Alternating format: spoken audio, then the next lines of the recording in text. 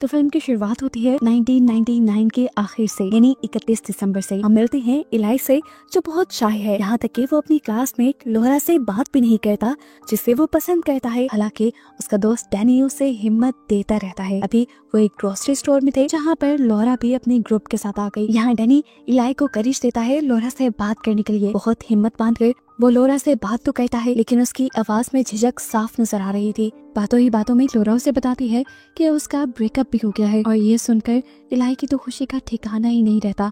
वो इलाई को ये भी बता देती है कि रात को वो अपने क्लास फेलो क्रिस की न्यू ईयर पार्टी में भी जा रही है, लेकिन यहाँ का इनविटेशन तो इलाई को मिला ही नहीं था। वो उदास घर आ जाता है, जहाँ पर डैनी उसे उल्टा डांटने लग जाता है और कायर कहने लगता है, क्योंकि वो एक लड़की से भी सही से बात नहीं कर पाया था। यहाँ इलाई को भी गुस्सा आ जाता है और वो गुस्से में ड्रिंक शुरू कर देता है। और जब ये दोनों नशे में धुत हो जाते हैं तो ये फैसला करते हैं क्रिस की पार्टी में जाने का, जहाँ से इन्हें इन्विटेशन भी नहीं आया था। यहाँ जाकर इलाई लोरा से बात करने की कोशिश करता है, लेकिन तभी क्रिस और उसका ग्रुप आकर लोरा को वहाँ से ले जाते हैं। उदास होकर वो डैनी के पास जाने लगता है, जहाँ डैनी लड़कियों को इम्प्रेस करने के लिए इलाई को ही रोस्ट करने लग जाता है, और ऐसे इलाई का मूड और खराब हो जाता है। वो अब इस पार्टी से भागना चाह रहा था।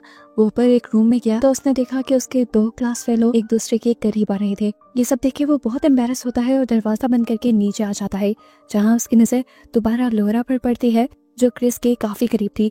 उसने क्रिस को किस भी की, और ये देखकर इलाई को और भी ज्यादा दुख होने लगा। इतनी देर में यहाँ पर डैनी आ जाता है, जो उससे अपने किए के लिए माफी मांगने लग जाता है और एक्सप्लेन करता है कि वो तो सिर्फ लड़कियों को इम्प्रेस करने के लिए ये कर रहा था।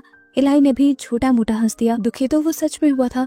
अभी यही बात वो कर ही रहे थे कि एकदम से वहाँ की सारी लाइट्स ब्लिंक होने लग गई, और फिर लाइट जा गई, अचानक से वापस आ गई।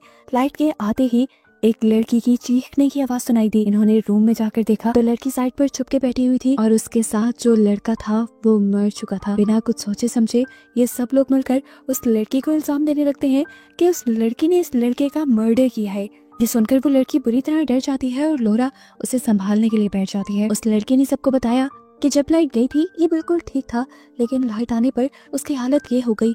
मैं तो खुद देखकर डर गई। अभी ये सब लोग इसी चीज पे बहस ही कर रहे थे कि दूर से एक टॉय कार चलती हुई इनके पास आने लगी। ये लोग हैरान हो गए।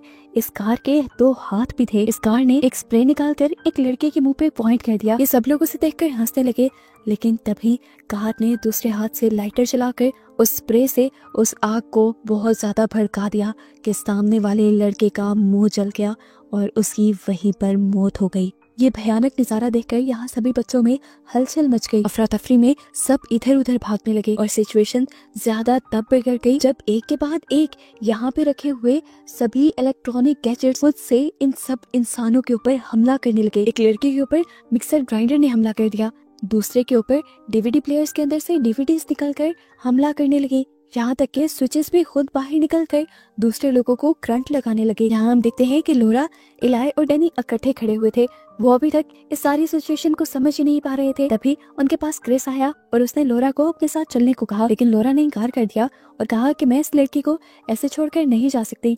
तो क्रिस ने खुद गर्जे में कहा, ऐसी मुश्किल सिचुएशन में सिर्फ खुद को बचाना चाहिए, दूसरों का सोचना ऐसे टाइम में बेवकूफी होती है। ये कहते ही वो पीछे मुड़ गया। वो तो यहाँ से जाना चाहता था, लेकिन अचानक से रास्ते में ओवन का दरवाजा खुल गया और उसका पाँव टकरा गया। ओवन ने उसे अपने अंदर खींच लिया और ओवन के फुल टेम्परेचर ने आखिर उसकी जान ले ली। कि देखकर तीनों डर गए और इन तीनों ने जल्दी से दूसरी लड़की को ढूंढने का फैसला किया ताकि उसे लेकर ये तीनों यहाँ से भाग सके। डैनी जब तक उस लड़की के पास पहुंचा तो उसने क्या भयानक नजारा देखा कि एक मूविंग ड्रिल उस लड़की के पास जा रही थी। इस ड्रिल ने उस लड़की के जिस्म में अपने आप को स्टैब करते हुए उसे खत्म कर दिया। अब वो डैनी की तरफ बढ़ी उसे मारने के लिए, लेकिन डैनी ने उसके ऊपर पाँव मारकर अपने आप को उससे बचा लिया और उस मशीन को ही तोड़ दिया। अब ये सब लोग भागते हुए एक गैराज में आ गए। लोरा, डैनी और इलाई के अलावा भी यहाँ थोड़े से स्टूडेंट्स बच गए थे, जिन्हें समझ नहीं आ रहा था कि अब ऐसी सिचुएशन में करना क्या चाहिए। ये सभी जब इन सारी चीजों के बारे में सोच रहे थे तो एक लड़का बोला, मैं जानता हूँ ये क्या है,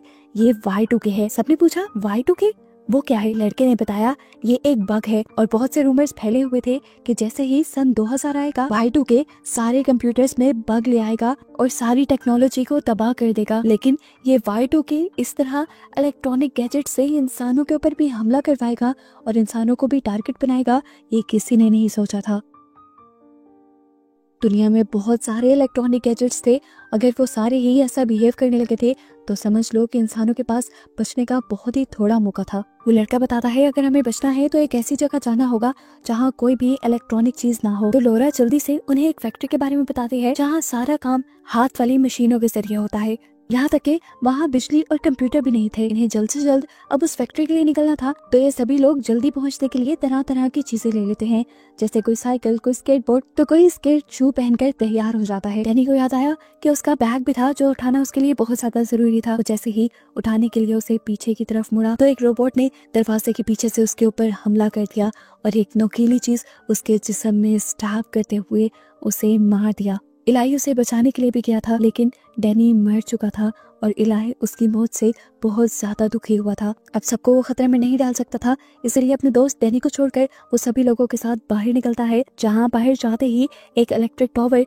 इनके एक ग्रुप मेंबर को अपनी तरफ खींचकर करंट लगाकर मार देता है। एक दूसरी मौत ने इन्हें चौंका दिया था, लेकिन अभी दुख मनाने का टाइम नहीं था। सभी लोग उसको भी यहीं पर छोड़कर आगे बढ़ गए। पीछे हमें देखने को मिलता है वो रोबोट जिसने डैनी को मारा था वो बाहर आ जाता है और दूसरे मरे हुए इंसान की बॉडी से कोई चीज निकाल कर अपने अंदर फिट कर लेता है, जिससे उसकी प्रोग्रामिंग और भी ज्यादा स्ट्रॉन्ग हो जाती है। ये ग्रुप भी अब उस पुरानी फैक्ट्री के रास्ते में ही थे, लेकिन जंगल में आने पर ये लोग थक गए। यहाँ अंधेरा भी बहुत था कि लोग यहीं आराम करने का डिसाइड करते हैं। यहाँ इन्हें ये तो सेफ्टी थी कम से कम कि इनके पास यहाँ कोई इलेक्ट्रॉनिक गैजेट नहीं था, लेकिन तभी इन्हें पता चला कि इनके एक ग्रुप मेंबर के पास कैमरा है जो इन्हें नुकसान पहुंचा सकता है। ये सब लोग उसे कैमरा गिराने को कहते हैं और उसे समझाते हैं कि इस कैमरे की वजह से हम खतरे में पड़ सकते हैं, लेकिन वो लड़की ये कैमरा नहीं गिराती। यहाँ तक कि वो लड़की नाराज होकर उनसे दूर भी चली जाती है। दूसरा लड़का उन्हें मनाने जाता है, जबकि यहाँ इलाई अपने डैनी दोस्त के गम में बैठ जाता है और लोरा उसे यहाँ सहारा देने के लिए आती है। कुछ देर आराम करने के बाद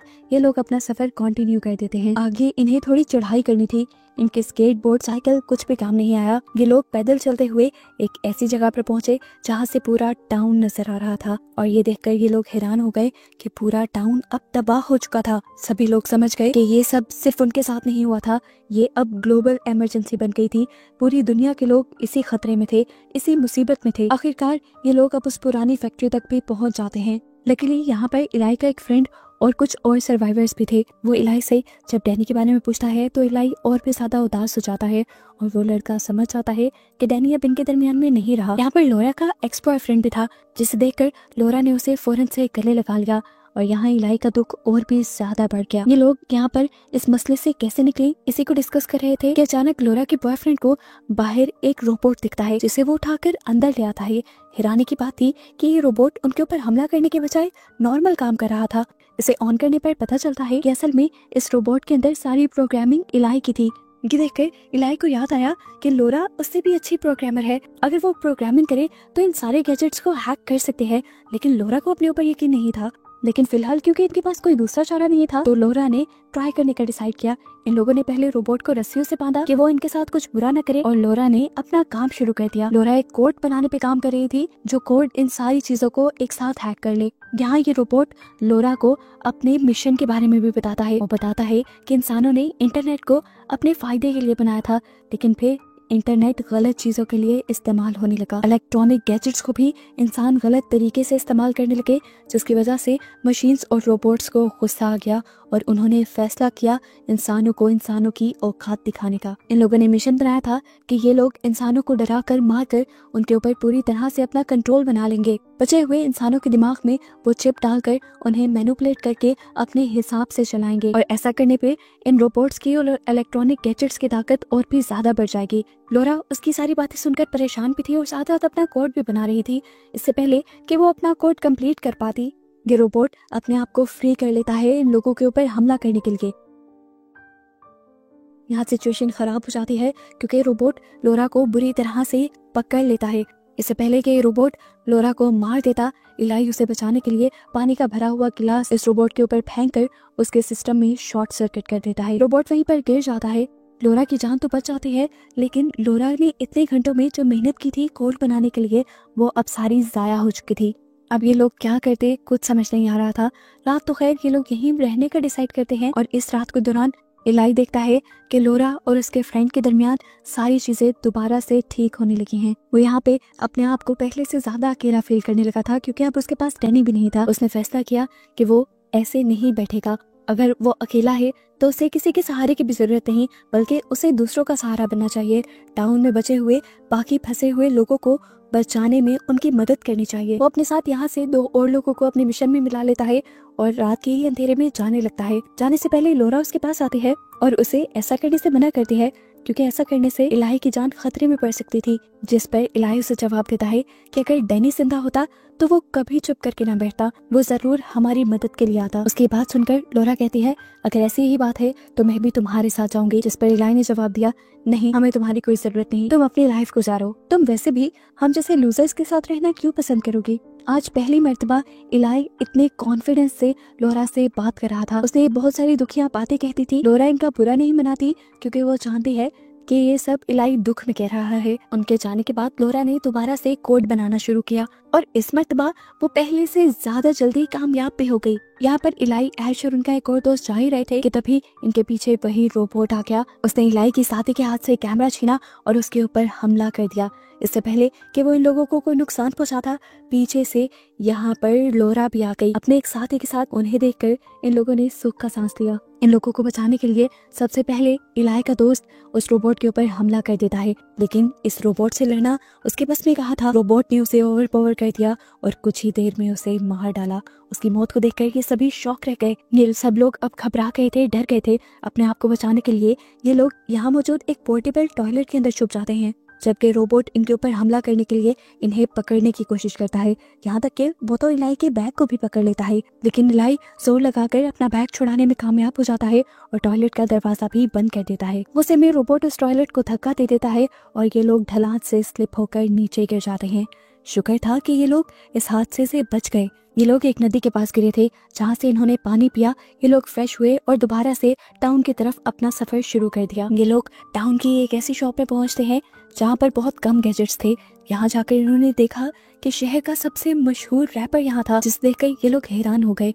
उसने बताया कि मेरे भी सभी दोस्तों को इन गैजेट्स ने मार दिया है और मैं अपनी जान बचाने के लिए यहाँ छुपा हुआ हूँ। उसको लोरा बताती है कि मैंने एक ऐसा किल कोड बनाया है जिससे इन सभी गैजेट्स को हैक करके इनके इस जुल्म को रोका जा सकता है। असल में ये सारे गैजेट्स एक ही प्रोग्रामिंग पर काम कर रहे हैं। अगर उस प्रोग्रामिंग में इस किल कोड को डाल दिया जाए तो ये सभी चीजें बंद हो जाएंगी। लोरा ने ये भी पता चला दिया था कि नेटवर्क की प्रोग्रामिंग हाई स्कूल से की जा रही थी और अपना मिशन कंप्लीट करने के लिए अब इन्हें हाई स्कूल जाना था। बिना आवाज किए छुपते छुपाते आखिर ये लोग हाई स्कूल भी पहुंच जाते हैं, जहां कंप्यूटर लैब में जाकर ये लोग दुनिया का सबसे बड़ा कंप्यूटर देखते हैं, जहां से ये रोबोट्स हर चीज कंट्रोल कर रहे थे। इससे पहले कि ये लोग अपने डिवाइस उस प्रोग्रामिंग में लगाते, यहाँ पर एक छोटा रोबोट आकर इनके ऊपर हमला शुरू कर देता है। लोरा और बाकी साथियों को बचाने के लिए इनका एक साथी उस रोबोट के सारे हमले अपने ऊपर ले लेता है और आखिर दम तोड़ देता है। ये लोग अगले रूम में जाते हैं तो सबसे ज्यादा शॉकिंग नजारा देखते हैं कि ये रोबोट्स तो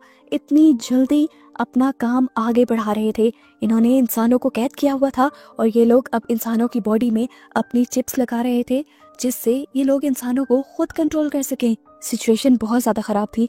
यहाँ पर वो मशहूर सिंगर सभी लोगों का ध्यान भटकाने के लिए गाना गाना शुरू कर देता है और पीछे से लोरा अपना काम शुरू कर देती है। कुछ ही देर में वो किल कोड प्रोग्राम के ऊपर अपडेट हो जाता है और सभी चीजें, सभी एआई रोबोट्स एकदम से ही काम करना बंद कर देते हैं, यानी कि इनका मिशन सक्सेसफुल हो गया था। जितने भी इलेक्ट्रॉनिक गैजेट्स यहाँ पे तबाही मचा रहे थे वो सारे भी बेजान होकर गिर गए और फिर हमें मूवी में 5 साल बाद का सीन दिखाया गया कि अब लोरा और इलाई साथ थे। वो लोग डैनी की ग्रेव पे आए थे उसे याद करने के लिए। सभी बच्चे अपने दोस्तों को आज भी याद करते थे। वैसे तो वो एआई ग्लिच खत्म हो गया था, लेकिन तभी हमें इनकी एक डिवाइस पर एक ग्लिच दिखाई गई और ये वो पॉइंट था जब लोरा और उसके सारे साथियों को पता चला कि वो एआई सिस्टम अभी भी पूरी तरह खत्म नहीं हुआ, वो तबाही अभी भी फैला सकता है। अब आगे ये कौन सा खतरा लेके आएगा, इसी मिस्ट्री के साथ ये मूवी यहाँ पर एंड हो जाती है।